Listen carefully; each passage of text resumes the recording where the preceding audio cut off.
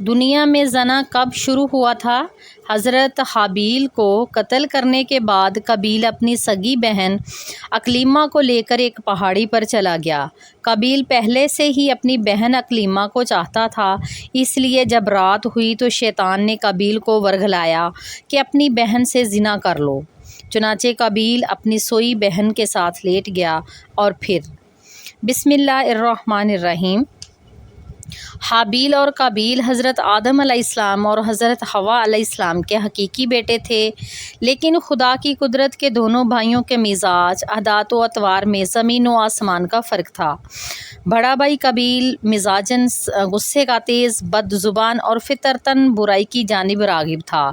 حسد اور بغض، سرکشی، تکبر اور انتقام کا جذبہ اس کی سرشت میں شامل تھا اور اس کا ذریعہ معاش کھیتی باڑی تھا، جبکہ چھوٹا بھائی حابیل نیک سیرت، متقی، پرہیزگار، منکسر المزاج اور عاجز انسان تھا۔ وہ بھیڑ بکریاں چرایا کرتا تھا اور فارغ وقت اپنے والد کی خدمت میں گزارتا۔ قابیل شکل و صورت میں حابیل سے زیادہ خوبصورت تھا، جبکہ حابیل واجبی قد و خال کا مالک لیکن اپنے بڑے بھائی قابیل کے مقابلے میں زیادہ قوی و طاقتور تھا۔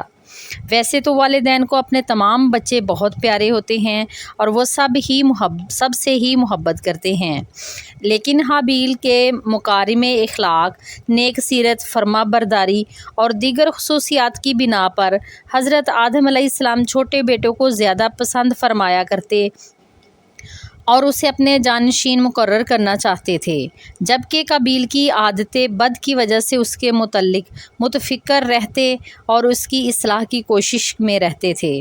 قرآن کریم نے حضرت آدم علیہ السلام کے ان دونوں صاحبزادوں کے نام لے کر مخاطب نہیں کیا، البتہ تورات میں ان کے نام حابیل و قابیل بیان کیے گئے ہیں۔ ان کے واقعے سے متعلق حافظ حدیث علامہ عماد الدین ابن کثیر رحمۃ اللہ علیہ نے سند کے ساتھ ایک روایت نقل کی ہے جو حضرت عبداللہ بن مسعود اور بعض دوسرے صحابہ سے منقول ہے۔ جبکہ حضرت آدم علیہ السلام اور حضرت حوا دنیا میں تشریف لائے اور توالد و تناسل کا سلسلہ شروع ہوا تو ان کی نسل میں اضافے کے لیے ہر حمل سے ان کے 2 بچے توام یعنی جڑواں پیدا ہوتے، ایک لڑکا اور ایک دوسری لڑکی۔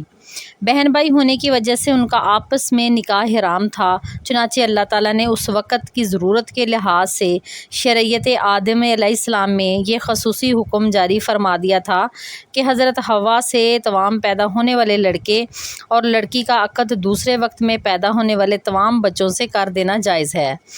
اسی حکم کے مطابق قابیل اور حابیل کی شادی ہونی تھی۔ قابیل عمر میں بڑا تھا، اس کے ساتھ اس کی جو ہمشیرہ پیدا ہوئی وہ حابیل کے ساتھ پیدا ہونے والی ہمشیرہ سے بہت زیادہ حسین و خوبصورت تھی۔ جب نکاح کا وقت آیا تو حسب حکم حابیل کے ساتھ پیدا ہونے والی ہمشیرہ قابیل کے حصے میں آئی، لیکن چونکہ وہ خوبصورت نہیں تھی چنانچہ قابیل نے اس سے شادی سے انکار کر دیا۔ وہ اپنی سگی ہمشیرہ سے شادی کا خواہشمند تھا۔ حضرت آدم علیہ السلام نے شرعی قاعدے کے موافق اسے قبول نہیں فرمایا اور قابیل کو اللہ کے حکم کے مطابق عمل کرنے کی تلقین کی، لیکن قابیل اپنی ضد سے باز نہ آیا۔ بڑا ہونے کی وجہ سے قابیل خود کو والد کا جانشین سمجھتا تھا، لیکن وہ حابیل کے تعلق سے والد کے خیالات سے واقف تھا۔ اب حسین و جمیل لڑکی سے حابیل کی شادی کے فیصلے نے اسے حابیل کا دشمن بنا دیا۔ حضرت آدم علیہ السلام نے جب دونوں بھائیوں کے درمیان یہ تنازع دیکھا تو رفع اختلاف کے لیے دونوں بھائیوں کے لیے یہ تجویز پیش کی کہ تم دونوں بارگاہ خداوندی میں اپنی اپنی قربانی پیش کرو، اللہ تعالیٰ تم دونوں میں سے جس کی قربانی کو قبول فرما لے گا اس لڑکی کی شادی اس سے کر دی جائے گی۔ حضرت آدم علیہ السلام کو اس بات کا یقین تھا کہ قربانی اس کی قبول ہوگی جس کا حق ہے، یعنی حابیل کی۔ اس زمانے میں قربانی قبول ہونے کی ایک واضح اور کھلی علامت یہ ہوتی تھی کہ آسمان سے ایک آگ آتی اور قربانی کو کھا جاتی، اور جس قربانی کو آگ نہ کھائے تو اس کے معنی یہ تھا کہ وہ قربانی اللہ کے حضور قبول نہیں ہوئی۔ تو قرآن کریم میں اللہ تعالیٰ نے حضرت آدم علیہ السلام کے دونوں بیٹوں کا قصہ قیامت تک آنے والی نسلوں کے لیے عبرت اور نصیحت کے طور پر پیش کیا۔ اللہ تعالیٰ اپنے محبوب رسول صلی اللہ علیہ وآلہ وسلم اور نبی آخر الزماں کو مخاطب کرتے ہوئے فرماتا ہے، ترجمہ: اے محمد صلی اللہ علیہ وآلہ وسلم، آپ ان کو آدم علیہ السلام کے دونوں بیٹوں کے حالات بالکل صحیح پڑھ کر سنا دیں۔ جب ان دونوں نے نذرانہ پیش کیا تو ایک کی نیاز تو قبول ہوگی، دوسرے کی قبول نہیں ہوئی، تو وہ قابیل کہنے لگا کہ میں تجھے قتل کروں گا۔ اس حابیل نے کہا کہ اللہ پرہیزگاروں کی ہی نظر قبول فرماتا ہے، اگر تو مجھے قتل کرنے کے لیے مجھ پر ہاتھ چلائے گا تو میں تیرے قتل کی طرف ہرگز ہاتھ نہیں بڑھاؤں گا۔ مجھے تو اللہ رب العالمین سے ڈر لگتا ہے، میں تو چاہتا ہوں کہ تو میرا گناہ اور اپنے گناہ دونوں اپنے سر لے لے، پھر دوزخیوں میں شامل ہو جا، ظالموں کا یہی بدلہ ہے۔ پس اسے اس کے نفس نے اپنے بھائی کے قتل پر آمادہ کر دیا اور اس نے اسے قتل کر ڈالا اور خسارہ اٹھانے والوں میں سے ہو گیا۔ سورۃ المائدہ آیات 27-30۔ حضرت آدم علیہ السلام نے دونوں بھائیوں کو حکم دیا کہ وہ اللہ کے حضور قربانی پیش کریں۔ اسی اثناء میں اللہ تعالیٰ نے حضرت آدم علیہ السلام کو حج کی ادائی کے لیے مکہ مکرمہ جانے کا حکم فرمایا۔ حضرت آدم علیہ السلام قابیل کی جانب سے متفکر تھے، چنانچہ حج کے سفر پر جانے سے پہلے آپ نے دونوں بیٹوں کو بلا کر نصیحت کی کہ بارگاہ خداوندی سے جو بھی فیصلہ آئے اسے دونوں بھائی بخوشی قبول کریں اور آپس میں مل جل کر رہیں۔ اس ہدایت و نصیحت کے بعد حضرت آدم علیہ السلام مکہ مکرمہ روانہ ہو گئے۔ قابیل باپ کی نصیحت کی وجہ سے قربانی دینے پر آمادہ ہوا تھا، چنانچہ دونوں نے قربانیاں پیش کیں۔ حابیل بکریوں والے تھے، چنانچہ انہوں نے ایک نہایت عمدہ، خوبصورت اور فربا بکری راہ خدا میں قربانی کے لیے پیش کی۔ قابیل کھیتی باڑی کرتا تھا، لہٰذا اس نے فضول اور ردی فصل کا ایک گڈھا قربانی میں دیا۔ اللہ نے حابیل کی قربانی قبول فرما لی، مگر قابیل کی قبول نہیں ہوئی۔ اس زمانے میں قربانی کی قبولیت کی علامت یہ ہوتی تھی کہ آسمان سے ایک شعلہ نیچے اترتا اور وہ قربانی کے لیے پیش کی گئی شے کو جلا کر بسم کر دیتا۔ اس کا مطلب یہ تھا کہ اللہ نے قربانی قبول فرما لی۔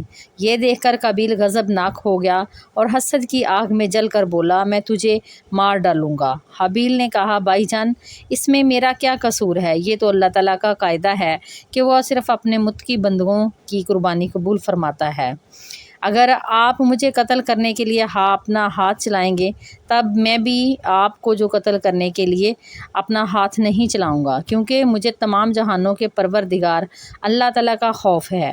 اگر آپ اس انتہا تک پہنچ جائیں گے کہ مجھے قتل ہی کر دیں گے تو آپ اپنے گناہوں کے ساتھ ساتھ میری خطاؤں کا بوجھ بھی اپنے سر اٹھائیں گے۔ ایک بے گناہ انسان کو قتل کرنے والا گویا مقتول کے تمام گناہوں کا بوجھ بھی اپنے سر اٹھا لیتا ہے۔ اس طرح میرے گناہوں کا وبال بھی آپ کے سر ہوگا اور میرے لیے تو یہ کوئی گھاٹے کا سودا نہیں، البتہ اس جرم کی وجہ سے آپ جہنمی ہو جائیں گے۔ ان الفاظ کے بین السطور اس کے ضمیر کی کشمکش کا مکمل نقشہ موجود ہے۔ ایک طرف اللہ کا خوف، نیکی کا جذبہ، خون کا رشتہ، دوسری طرف شیطانی ترغیب، حسد کی آگ اور نفسانی خواہش کی اکساہٹ، اور پھر بالآخر اس اندرونی کشمکش میں اس کا نفس جیت ہی گیا اور اس نے بھائی کو قتل کر ڈالا، جس سے وہ نقصان پانے والوں میں سے ہو گیا۔ قابیل نے حابیل کو کیسے قتل کیا؟ حضرت عبداللہ بن عمر رضی اللہ تعالیٰ عنہ فرماتے ہیں، خدا کی قسم مقتول حابیل قابیل سے زیادہ طاقتور تھا، لیکن اسے حیا و شرم مانع رہی کہ اپنے بھائی کی طرف قتل کے لیے ہاتھ بڑھائے۔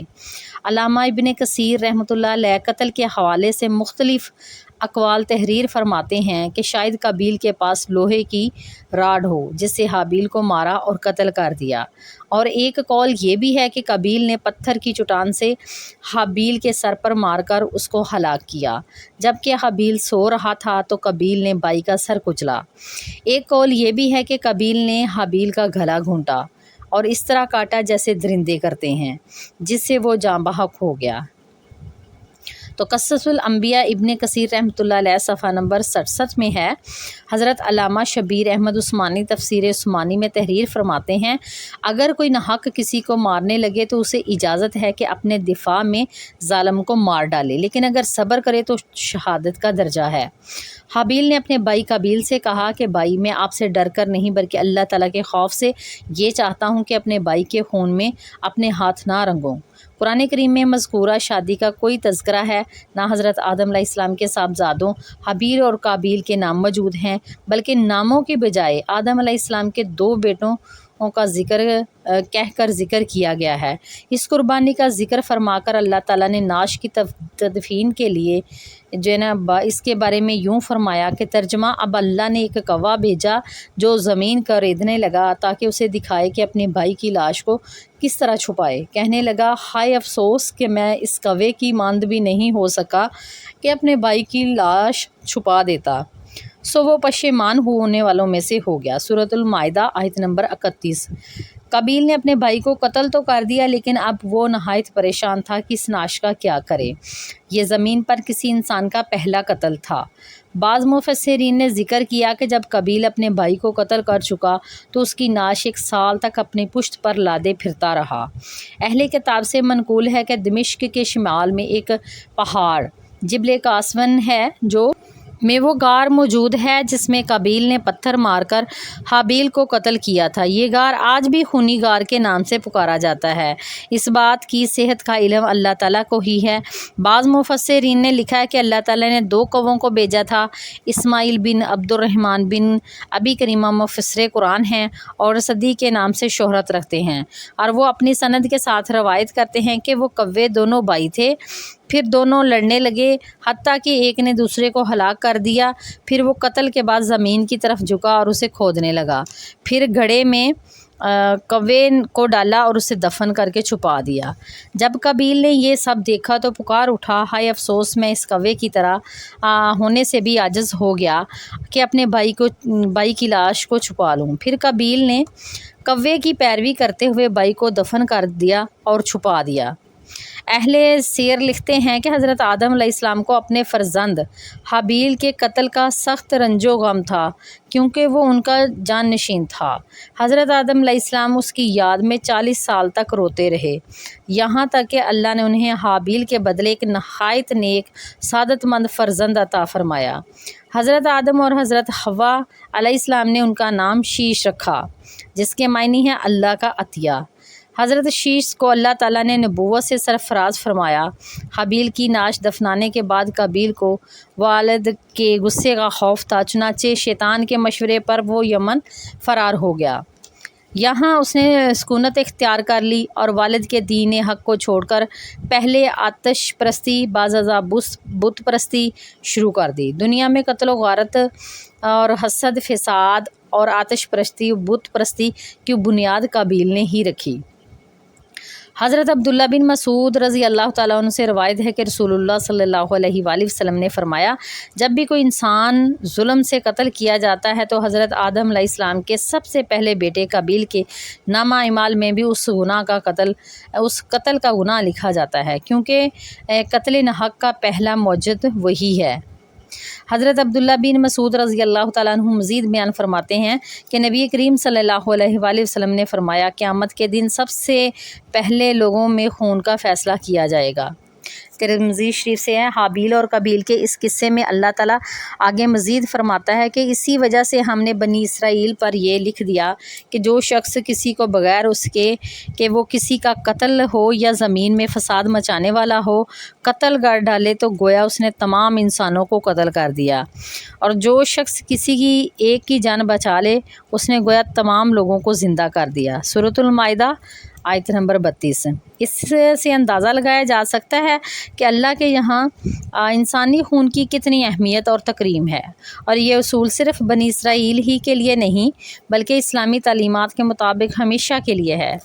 علامہ ابن کثیر رحمۃ اللہ علیہ فرماتے ہیں کہ قابیل کو حابیل کے قتل ناحق کی دنیاوی سزا فوری طور پر اسی طرح دی گئی کہ اس کی پنڈلی اس کی ران کے ساتھ چمٹ گئی، اور جس طرف سورج کا رخ ہوتا اس کا چہرہ بھی از خود ادھر ہی گھوم جاتا۔ اپنے بھائی کے ساتھ حسد، سرکشی اور گناہ کی وجہ سے اسے یہ رسوائی اور عذاب ملا، جبکہ آخرت کا عذاب سخت اور اپنی جگہ قائم ہے۔ حضرت مولانا مفتی محمد شفیع قرآن کریم میں بیان کیے گئے قصوں سے متعلق فرماتے ہیں کہ اہل نظر جانتے ہیں کہ قرآن کریم کا کوئی قصہ، کہانی یا تاریخ کی کتاب نہیں ہے جس کا مقصد کسی واقعہ کو اول سے آخر تک بیان کرنا ہو، لیکن ماضی کے واقعات اور گزشتہ اقوام کے قصص اپنے دامن میں بہت سی عبرتیں اور نصیحتیں رکھتے ہیں۔ یہی تاریخ کی اصل روح ہے۔ اور ان میں سے بہت سے حالات و واقعات ایسے بھی ہیں جو مختلف احکام شرعیہ کی بنیاد ہیں۔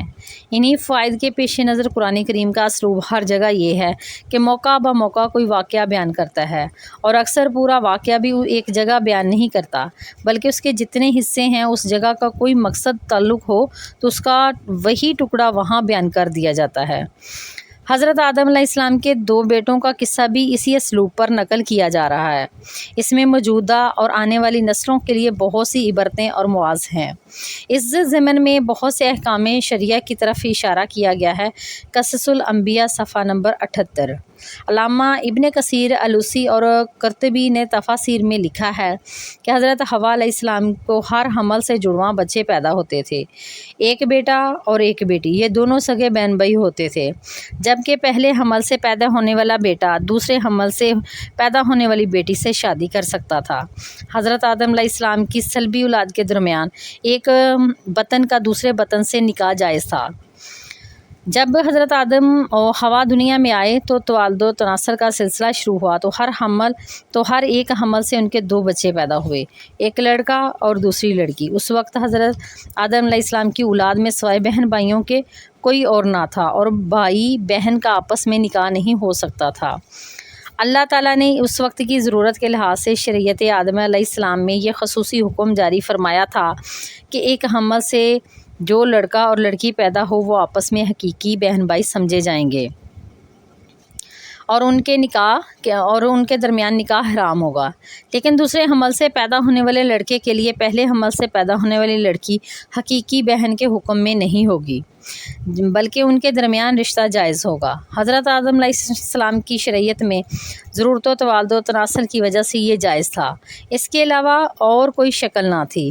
اس کو اللہ تعالیٰ نے اس وقت جائز فرمایا تھا چونکہ بعد میں اس کی ضرورت نہ رہی، اس لیے پھر حضرت آدم علیہ السلام کے بعد آنے والی ہر شریعت میں اس کو منع کر دیا گیا کہ کوئی بہن بھائی آپس میں شادی نہیں کر سکتا۔ قابیل کے ساتھ جو لڑکی پیدا ہوئی وہ بے انتہا خوبصورت تھی، جبکہ حابیل کے ساتھ جو لڑکی پیدا ہوئی وہ اتنی خوبصورت نہ تھی۔ حضرت آدم علیہ السلام کی شریعت کے مطابق جب یہ جوان ہوئے تو قابیل کی شادی حابیل کی بہن سے ہونی تھی، اور حضرت حابیل کی شادی قابیل کی بہن سے ہونی تھی، لیکن قابیل اپنی ہی بہن کو پسند کرنے لگا اور وہ اسی سے شادی کرنا چاہتا تھا۔ لیکن جب شریعت آدم میں اس کی ممانعت تھی کہ ایک ہی حمل سے ہونے والے پیدا بچوں کی آپس میں شادی نہیں ہو سکتی، لہٰذا جب یہ صورتحال زیادہ بگڑ گئی تو حضرت آدم علیہ السلام نے ان دونوں کو اللہ کی راہ میں قربانی پیش کرنے کو کہا، اور بتایا کہ جس کی قربانی کو آسمان سے آگ آ کر کھا جائے تو سمجھنا اس کی قربانی قبول ہو گئی۔ قابیل کھیتی باڑی کا کام کرتا تھا اور حضرت حابیل علیہ السلام بکریاں چرایا کرتے تھے۔ حضرت حابیل علیہ السلام نے اللہ تعالیٰ کے سامنے ایک بکری کا بچہ پیش کیا، اور قابیل نے بھی اللہ تعالیٰ کی بارگاہ میں قربانی رکھ دی۔ چنانچہ حضرت حابیل کی قربانی قبول ہو گئی۔ ایک دن قابیل نے غصے میں آ کر حضرت حابیل کو پتھر مار کر قتل کر دیا۔ پھر شیطان قابیل کے پاس آیا اور اس کو گھر سے بھاگنے کے لیے کہا۔ شیطان کہنے لگا اگر تم یہاں رہو گے تو تمہارا باپ تمہیں مار ڈالے گا۔ بس اسی قتل کے ڈر سے قابیل اپنی سگی بہن اکلیمہ کو لے کر یمن کی پہاڑیوں میں جا بسا۔ اصل میں شیطان کو یہ ڈر تھا کہ کہیں قابیل توبہ کر کے حضرت آدم علیہ السلام کا تابعدار بیٹا نہ بن جائے۔ پہاڑیوں میں جا کر نسل قابیل خوب بڑھنے لگی اور وہاں اس کی کثیر اولاد ہوئی۔ قابیل اور اس کی اولاد نے ہی سب سے پہلے آتش پرستی اور شیطان کے بہکاوے میں آ کر بت پرستی شروع کر دی۔ دنیا میں قتل و غارت، حسد و فساد اور بت پرستی کی بنیاد قابیل ہی نے رکھی۔ حضرت عبداللہ بن مسعود سے روایت ہے کہ حضور نبی کریم صلی اللہ علیہ وآلہ وسلم نے فرمایا دنیا میں جب بھی کوئی ظلم سے قتل ہوتا ہے تو اس کا ایک گناہ حضرت آدم علیہ السلام کے بیٹے قابیل کی گردن پر ضرور ہوتا ہے، اس لیے کہ یہ وہ شخص ہے جس نے ظالمانہ قتل کی ابتدا کی اور یہ ناپاک طریقہ جاری کیا۔ اس دن کے بعد حضرت آدم علیہ السلام مسلسل پریشان رہنے لگے۔ حضرت آدم علیہ السلام اللہ تعالیٰ کی بارگاہ میں دعا کیا کرتے تھے، یا اللہ مجھے نیک اولاد عطا فرما۔ اللہ تعالیٰ نے حضرت آدم علیہ السلام کی دعا قبول فرماتے ہوئے حضرت آدم کو ایک لڑکا عطا فرمایا جس کا نام حضرت شیس علیہ السلام تھا۔ حضرت شیس علیہ السلام جوان ہوئے تو حضرت آدم علیہ السلام نے اپنا جان نشین حضرت شیس علیہ السلام کو مقرر کر دیا۔ ان کو حکم دیتے ہوئے کہا کہ اپنے بھائی قابیل سے ہمیشہ دور رہنا۔ جب حضرت آدم علیہ السلام کا وصال ہوا تو اللہ تعالیٰ کی طرف سے بے شمار فرشتے زمین پر نازل ہوئے۔ انہوں نے حضرت شیش علیہ السلام کو اپنے باپ کو دفن کرنے کا طریقہ بتایا۔ اس کے بعد حضرت حوا کا بھی وصال ہو گیا۔ اس کے بعد زنا کی شروعات ہوئی۔ اس کے بعد ایک وادی میں قابیل اور اس کی اولاد رہنے لگی۔ شیطان ایک آدمی کی شکل میں ان کے پاس آیا۔ شیطان نے ان دونوں کو عیش و عشرت میں لگا دیا۔ شیطان نے ان کو ایسے ایسے کپڑے اور گانے بجانے کے طریقے سکھائے اور وہ کبھی بھی ان کو نہ بھول سکے۔ انہوں نے ایک دن میلے کے لیے دن مقرر کیا جس میں وہ برہنہ عورتیں اور مرد اکٹھے شرکت کرتے۔ اس میلے پر طرح طرح کے گانے اور موسیقی کی آوازیں آتی تھیں۔ اس طرح جو شخص مومن تھا ان کو بھی یہ آوازیں سنائی دیتی تھیں۔ ایک دن ایک مومن کے دل میں خیال آیا کہ میں بھی یہ سب کچھ قریب سے دیکھنا چاہتا ہوں۔ ایک دن وہ مومن اپنے ساتھیوں سے چوری وہاں نکلا اور قابیل کے لوگوں کے پاس آ گیا۔ اس نے دیکھا کہ قابیل کی اولاد بے حیائی اور فضول کاموں میں لگی ہوئی ہے۔ اس شخص نے وہاں جا کر دیکھا تو وہ عورتیں بہت ہی خوبصورت اور حسین تھیں۔ اس حوالے سے روایت میں آتا ہے کہ حضرت شیش اور اس کے ساتھی بہت ہی حسین و جمیل نوجوان تھے۔ ان کی نسبت ان کی عورتیں زیادہ پیاری نہ تھیں۔ قابیل کی اولاد میں لڑکیاں تو بہت ہی پیاری تھیں لیکن ان کی نسبت مرد زیادہ حسین و جمیل نہ تھے۔ وہ شخص قابیل کی اولاد اور عورتوں سے بہت ہی متاثر ہوا۔ اس کے بعد وہ واپس آ گیا۔ اس نے مومنین کو بھی ان کی عورتوں کے بارے میں بتایا۔ ان میں سے جو کمزور ایمان والے تھے وہ قابیل کی اولاد کی طرف ہجرت کرنے لگ گئے۔ کافی حد تک مومن لوگ بھی قابیل کے فتنے میں داخل ہوتے گئے اور فضول کاموں میں شامل ہوتے جا رہے تھے۔ اس طرح وہ ایک دوسرے کی طرف مائل ہو گئے اور فضول کاموں میں شامل ہوتے جا رہے تھے۔ اسی طرح وہ ایک دوسرے کی طرف مائل ہوتے گئے جہاں سے زنا جیسے کبیرے گناہ نے جنم لیا۔ روایات میں آتا ہے کہ حضرت شیش علیہ السلام کے ساتھ رہنے والے ساتھیوں کی تعداد بہت ہی کم رہ گئی تھی، جو کہ قابیل کا گروہ کافی مضبوط اور طاقتور ہو چکا تھا۔ وہ حضرت شیش اور ان کے ساتھیوں کو تنگ کرتے رہتے تھے، ان کو طرح طرح کی تکلیفیں دیا کرتے تھے۔ حضرت آدم علیہ السلام کی وفات کے وقت حضرت شیش کو نصیحت فرمائی تھی کہ اے میرے جانشین، میرے بعد تقوی اختیار کرنا اور اپنی نسل کو قابیل سے پاک رکھنا۔ ایسا ہی ہوا۔ حضرت شیش نے شادی سے انکار کیا جس پر قابیل کے بیٹے حضرت شیش کی اولاد میں سے لڑکی کو اٹھا کر لے گئے، جس پر حضرت شیش نے اللہ کے حکم سے قابیل کے لشکر پر حملہ کیا اور ان کو تہس نہس کر کے لڑکی کو آزاد کروا لیا۔ مسلمان، یہودی اور عیسائی اس بات پر متفق ہیں کہ اس وقت دنیا میں جتنے بھی لوگ موجود ہیں وہ نسلی شیش علیہ السلام سے ہیں، کیونکہ حابیل 20 سال کی عمر میں شہید کر دیے گئے تھے اور ان کا کوئی جانشین نہ تھا۔ قابیل اور اس کی اولاد شیطان کی پیروی کی انہوں نے اور ان کے پیروکار بنے، جس کو طوفان نوح میں غرق کر دیا گیا۔ اس لیے نسل انسانی صرف اور صرف حضرت آدم علیہ السلام کے تیسرے بیٹے حضرت شیش علیہ السلام سے ہے۔ اگر دیکھا جائے تو زنا اس وقت ہی شروع ہو گیا تھا جب قابیل اپنی بہن اکلیمہ کو لے کر وہاں سے بھاگ گیا تھا۔ اس نے اپنی بہن کے ساتھ ہی اپنی اولاد کو جنم دیا۔ اللہ تعالیٰ ہمیں ہر گناہ سے محفوظ رکھے، ہمیں نیک اعمال کرنے کی توفیق عطا فرمائے اور ہمارا خاتمہ ایمان پر فرمائے، آمین ثم آمین۔ ناظرین، کمنٹ باکس میں اللہ تعالیٰ کے 99 ناموں میں سے ایک نام ضرور ٹائپ کریں۔ اللہ حافظ۔